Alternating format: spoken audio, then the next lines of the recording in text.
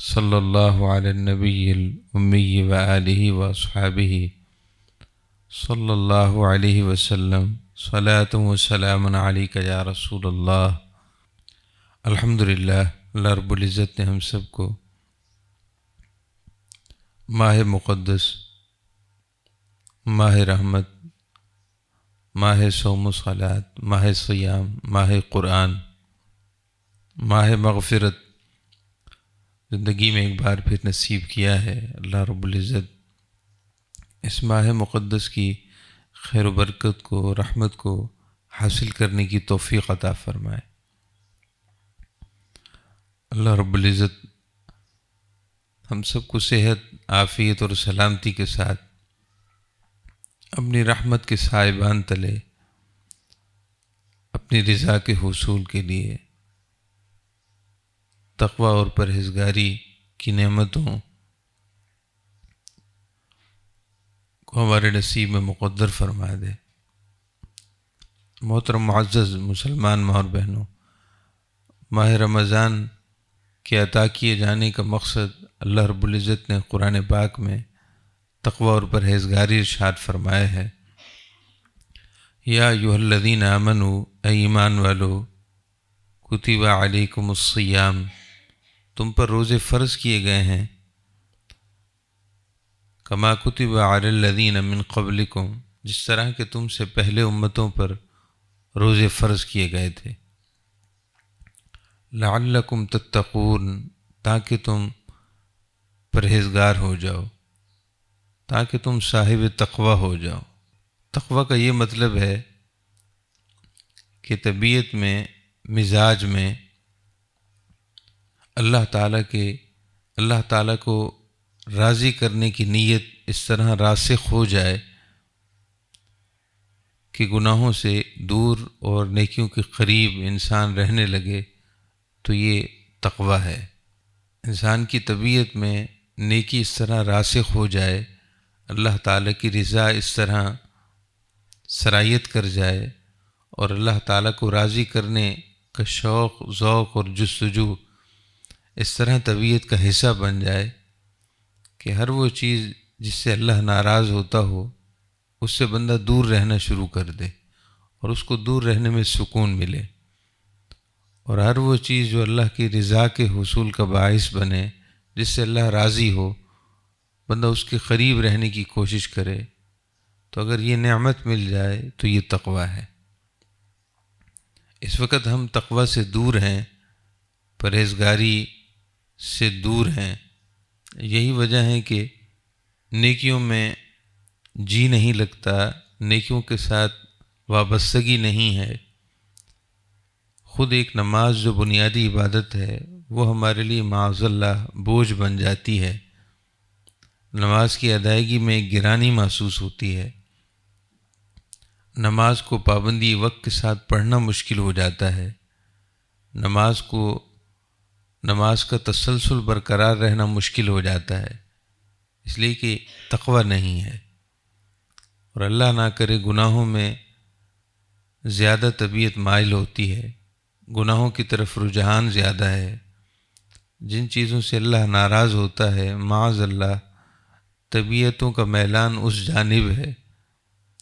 تو یہ تقوی نہ ہونے کی نشانی ہے۔ جنہیں اللہ رب العزت نے تقوی کی نعمت عطا کی ہوتی ہے، ان میں خشیت ہوتی ہے، ان میں خوف ہوتا ہے، اللہ تعالیٰ کے ناراض ہو جانے کا اندیشہ ہر وقت انہیں لگا رہتا ہے۔ سو وہ چیزیں کہ جن میں شک و شبہ ہو کہ کہیں اللہ ناراض نہ ہو جائے، ان شبہات سے بھی وہ اپنے آپ کو بچاتے ہیں۔ اور وہ چھوٹی چھوٹی چیزیں کہ جن سے اللہ تعالیٰ کی رضا کا امکان ہے،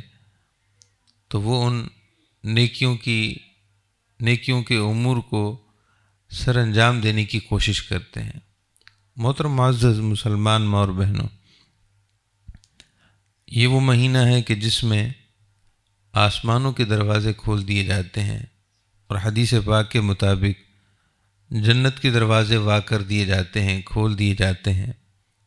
شیاطین کو جگڑ دیا جاتا ہے، حدیث پاک میں ہے، آپ صلی اللہ علیہ وسلم نے ارشاد فرمایا کہ جب ماہ رمضان آتا ہے تو اللہ تعالیٰ جنت کے دروازوں کو کھول دیا جاتا ہے، جنت کے دروازوں کو کھول دیتا ہے، اور پھر اس کے بعد کوئی دروازہ بند نہیں کیا جاتا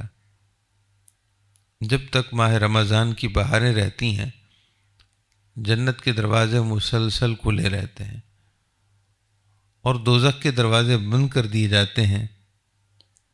اور پھر کوئی دروازہ کھولا نہیں جاتا۔ یہ اللہ تعالیٰ کی بے پایہ رحمت کے بندوں کے قریب ہو جانے سے استعارہ ہے، اور اس کی نشانی ہے کہ اللہ تعالیٰ اپنے بندوں کو اپنی رحمت عطا فرمانا چاہتا ہے، اپنے بندوں کو اپنے قریب کرنا چاہتا ہے۔ یہی وجہ ہے کہ نبی اکرم صلی اللہ تعالی علیہ وسلم ماہ رمضان کے آنے پر آپ ان الفاظ کے ساتھ مبارکباد دیا کرتے تھے کہ اے میرے صحابہ، تم پر وہ مہینہ سایہ فگن ہے، تمہارے پاس وہ مہینہ آ چکا ہے، تمہارے پاس وہ مہینہ آ چکا ہے کہ جس میں جنت کے دروازے کھول دیے گئے ہیں اور دوزخ کے دروازے بند کر دیے گئے ہیں۔ یہ وہ مہینہ ہے کہ جس میں روزہ رکھنا سابقہ گناہوں کی بخشش کا سبب بن جاتا ہے۔ من قام لیلۃ القدر ایمانا واحتسابا غفر له ما تقدم من ذنبه،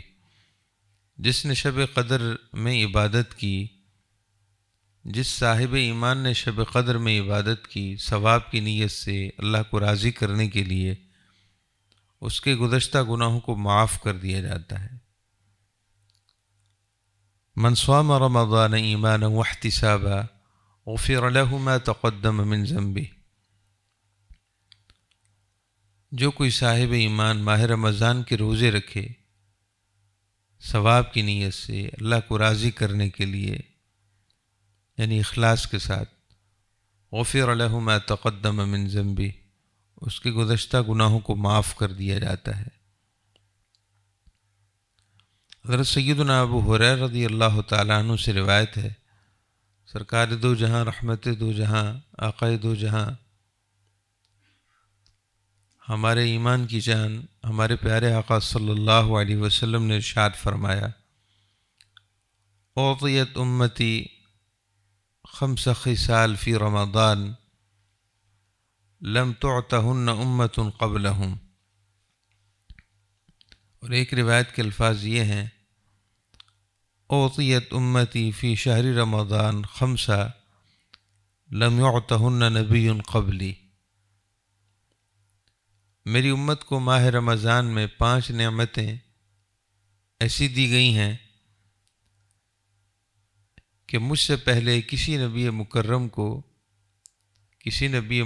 کو اور ان کے واسطے سے ان کی امت کو وہ 5 نعمتیں نہیں دی گئیں۔ یہ 5 نعمتیں میری امت کے لیے ہیں۔ پہلی یہ کہ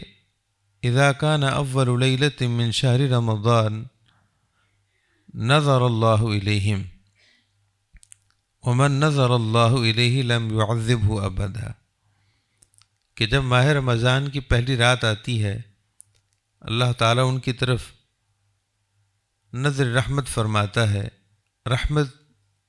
کی نگاہ فرماتا ہے، توجہ رحمت فرماتا ہے، ان پر خاص رحمت نچھاور فرماتا ہے، اور اللہ تعالیٰ جس کی طرف نظر رحمت فرما دے اس کو کبھی عذاب نہیں دیتا، اس کو کبھی عذاب میں نہیں ڈالتا جس پر وہ ایک دفعہ نظر رحمت فرما لے۔ دوسری نعمت یہ ہے کہ فَإِنَّ خَلُوفَ أَفْوَاهِهِمْ حِينَ يُمْسُونَ أَطْيَبُ عِنْدَ اللَّهِ مِنْ رِيحِ الْمِسْكِ، کہ اس امت کے روزہ داروں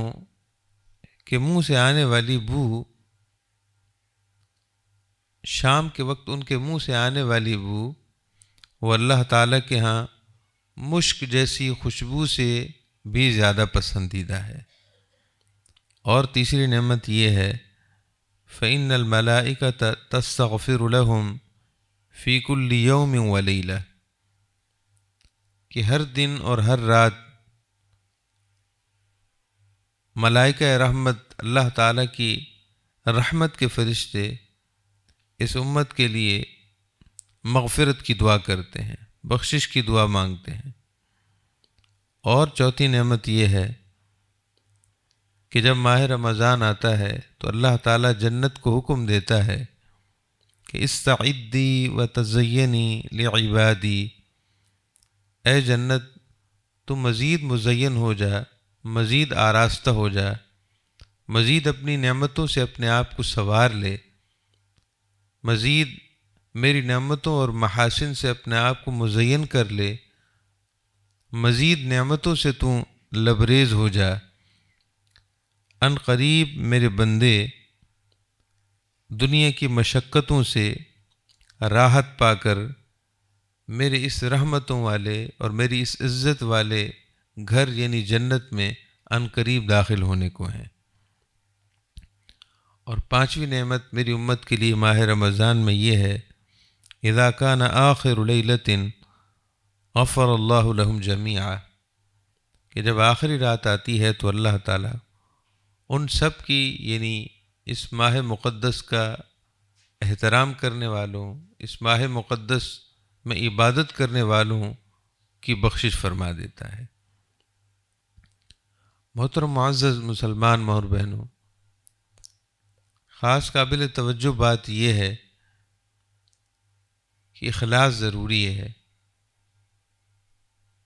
نیت کے اندر اللہ کو راضی کرنے کی بات ہمیشہ زندہ رہنی چاہیے۔ وہ عمل خواہ چھوٹا ہی کیوں نہ ہو، لیکن اللہ تعالیٰ کو راضی کرنے اور اللہ تعالیٰ کی رضا کو پانے کی نیت کی گئی ہو کہ مجھ سے اللہ راضی ہو جائے، مجھ پر اللہ راضی ہو جائے، وہ تو چھوٹا عمل، تو وہ چھوٹا عمل بھی بہت بڑا ہو جاتا ہے۔ اور اگر اللہ نہ کرے نیت میں اخلاص نہ ہو،